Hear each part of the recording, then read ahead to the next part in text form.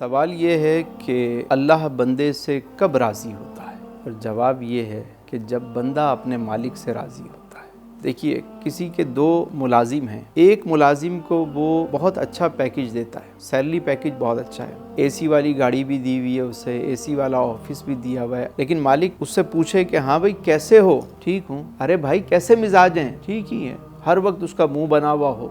और उसके मुकाबले पे एक और मुलाजिम है जिसकी सैलरी बहुत कम है, एसी वाली गाड़ी भी नहीं है, पंखे के नीचे वो बैठता है। उससे मालिक पूछे हाँ भाई क्या हाल है? क्या मालिक बहुत शुक्र है, अल्लाह आपको खुश रखे। अब मुझे आप ये बताएं कि वो ऑनर जो है वो पहले वाले मुलाजिम से खुश होगा या दूसरे वाले मुलाजिम से खुश होगा? ये फैसला अब आपने करना है। परवरदिगार आलम भी उस बंदे से खुश होता है जो अपने रब से खुश होता है। हदीस मुबारक है, जब बंदा थोड़ी सी रोजी से अपने रब से राजी हो जाए तो अल्लाह ताला भी उसके थोड़े से अमल से उससे राजी हो जाता है। बंदा जब खुश होता है तो मालिक खुश होता है, लेकिन जब बंदा नेमतें मिलने के बावजूद अगर मुंह बनाता रहे, नाशुक्री करे, तो सम टाइम ये होता है कि वो नेमतें उससे छीन कर किसी और के हिस्से में डाल दी जाती है। मेरे उस्ताद फरमाते थे कि अगर बेटा आज से तुम शुक्र अदा करना शुरू कर दो ना, तो आज से ही तुम्हारे हालात बेहतर होना शुरू हो जाएंगे। शुक्र करोगे, नेमतों में इजाफा होगा।